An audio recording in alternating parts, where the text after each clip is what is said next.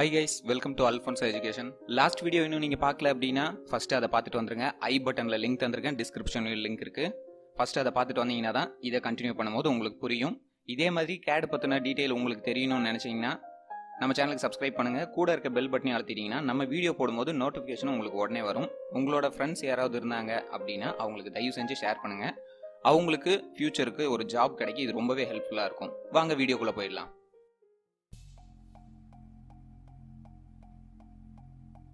இந்த வீடியோவில் நம்ம பார்க்க போகிறது வந்து பார்த்தீங்கன்னா ஸ்லாட், ஸ்ப்ளைன் இந்த மாதிரி கீழே இருக்கிற மற்ற எல்லாமே வந்து பார்த்துடலாம். ஸ்லாட்டில் வந்து பார்த்தீங்கன்னா ஒரு 5 டைப் ஸ்லாட் இருக்குது. கிட்டத்தட்ட ஆர்க் எப்படி பண்ணீங்களோ அந்த மாதிரி தான் வரும். இப்போ ஸ்லாட்டெல்லாம் வந்து பார்த்தீங்கன்னா மோஸ்ட்லி வந்து கீவே கட் பண்ணுறது இந்த மாதிரியான இடங்களுக்கு தான் வந்து யூஸ் ஆகும். ஃபஸ்ட்டு வந்து பார்த்தீங்கன்னா சென்டர் டு சென்டர் ஸ்லாட். இது வந்து ஒரு சென்டர் பாயிண்ட்லேருந்து அடுத்த இன்னொரு சென்டர் பாயிண்ட் எடுத்து நம்ம ட்ரா பண்ணுறது. ஸ்மார்ட் டைமென்ஷன் எடுத்துகிட்டு நீங்கள் வந்து இங்கே டைமென்ஷன் வந்து நீங்கள் கொடுத்துக்கலாம் எவ்வளோ வேணும் அப்படின்றது.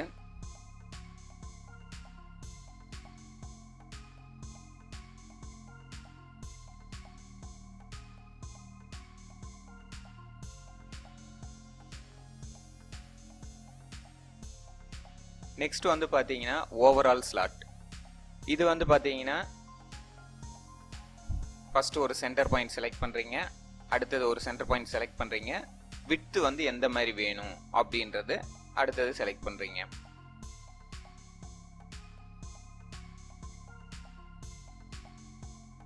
சென்டர் பாயிண்ட் ஸ்லாட் இது வந்து பார்த்தீங்கன்னா ஜஸ்ட் நீங்கள் இங்கே ஒரு பாயிண்ட் வந்து எங்கே எடுக்கிறீங்களோ அங்கேருந்து ரெண்டு சைட்லேயும் ஈவனாக வந்து ட்ராவல் ஆகும். அதுக்கப்புறம் நீங்கள் செலக்ட் பண்ணக்கூடிய இடத்துல இருந்து பார்த்தீங்கன்னா கரெக்டாக வந்துருக்கும் உங்களுக்கு. இந்த சென்டர் பாயிண்ட் வந்து ஃபஸ்ட்டு, நெக்ஸ்ட் செகண்ட் பாயிண்ட் இந்த சர்க்கிளோட சென்டர், அதுக்கப்புறம் விட்த் வந்து எடுத்துக்கும்.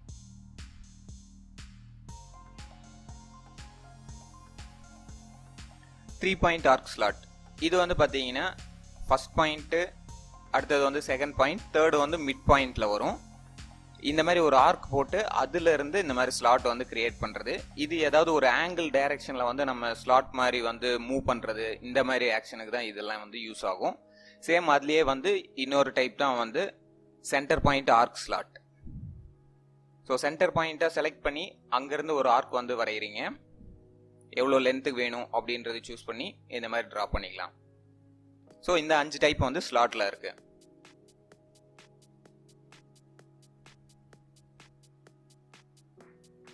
இப்போ ஸ்ப்ளைனில் வந்து 2 டைப் இருக்கு. பட் மோஸ்ட்லி ஸ்ப்ளைன் வந்து பார்த்தீங்கன்னா ரொம்ப ரேராக தான் யூஸ் பண்ணுவோம். கேம் இந்த மாதிரியான விஷயங்கள் வரையும் போது தேவைப்படும். இது நம்ம ஃபியூச்சரில் வந்து ஒவ்வொரு டிராயிங் போடும்போது எந்த மாதிரி இடத்துல வந்து இது யூஸ் ஆகுது அப்படின்றது பார்க்கும்போது தான் உங்களுக்கு கரெக்டாக எக்ஸாக்டாக வந்து புரியும்.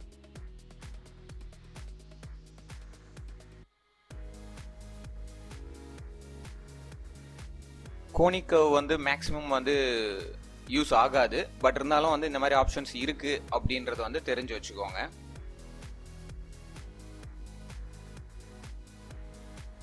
பாயிண்ட் அப்படின்னும் போது ஏதாவது ஒரு இடத்துல வந்து நீங்கள் வந்து பாயிண்ட் மென்ஷன் பண்ணுறது தான். இப்போ நான் ட்ரா பண்ணுறேன் அப்படின்னும் போது இங்கேருந்து இந்த டிஸ்டன்ஸ் எனக்கு வந்து ஒரு பாயிண்ட் இருந்தால் நல்லாயிருக்கும் அப்படின்றது.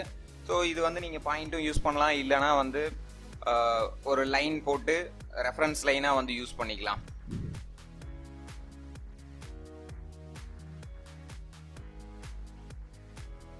டெக்ஸ்ட் வந்து பார்த்தீங்கன்னா உங்களுக்கு வந்து என்ன சைஸுக்கு வேணும் அப்படின்ட்டு நீங்கள் சூஸ் பண்ணிக்கோங்க. ஃபஸ்ட்டு ஒரு பாக்ஸ் மாதிரி கிரியேட் பண்ணிட்டீங்க அப்படின்னா அங்கே வந்து உங்களுக்கு தேவையான டெக்ஸ்ட் வந்து நீங்கள் டைப் பண்ணிக்கலாம்.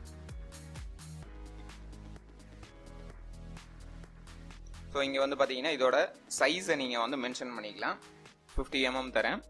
அதோட ஸ்டைல் எந்த மாதிரி வேணும் அப்படின்ட்டு நீங்கள் ஃபாண்ட் ஸ்டைலையும் வந்து சேஞ்ச் பண்ணிக்கலாம். நெக்ஸ்ட் வந்து பார்த்தீங்கன்னா மிரர். ஸோ மிரர் அப்படின்னு போகும்போது எனக்கு வந்து ஏதோ ஒரு ஆப்ஜெக்ட் வந்து நான் இங்கே ட்ரா பண்ணியிருக்கேன். ஸோ இது வந்து மிரர் எனக்கு அப்படியே வேணும் அப்படின்னு நினச்சிங்கன்னா எங்கே வேணுமோ அந்த இடத்துல வந்து ஒரு சென்டர் ஆக்சிஸாக வந்து ஒன்று கிரியேட் பண்ணிக்கோங்க.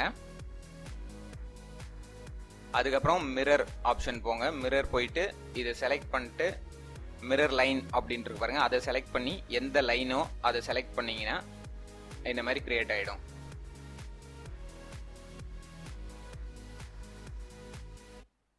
நெக்ஸ்ட் வந்து பார்த்தீங்கன்னா பேட்டர்ன். ஸோ சர்க்குலர் பேட்டர்ன் ஒன்று இருக்குது, ரெக்டாங்கிள் பேட்டர்ன் ஒன்று இருக்குது. இது வந்து நம்ம ட்ரா பண்ணும்போது ஒவ்வொன்றா பார்ப்போம். ஸோ அவ்வளோதான் கைஸ்.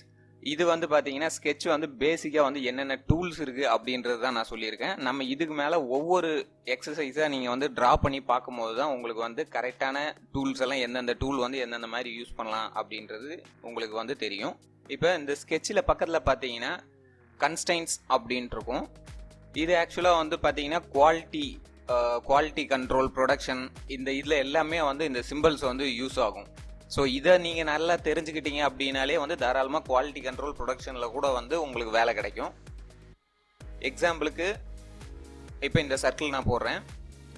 கன்ஸ்டைன்ஸ் அப்படின்றது வந்து பார்த்தீங்கன்னா இந்த 0 அப்படின்ற இந்த பாயிண்ட்லேருந்து இந்த ஆப்ஜெக்ட் வந்து எவ்வளோ டிஸ்டன்ஸில் இருக்குது, இது வந்து என்ன சைஸில் இருக்குது அப்படின்னு காட்டுறது தான். இப்போ எக்ஸாம்பிளுக்கு வந்து இந்த சர்க்கிளோட டயாமீட்டர் என்னன்ட்டு நான் மென்ஷன் பண்ணல, அதனால வந்து பார்த்தீங்கன்னா ஃப்ரீயாக மூவ் ஆகுது.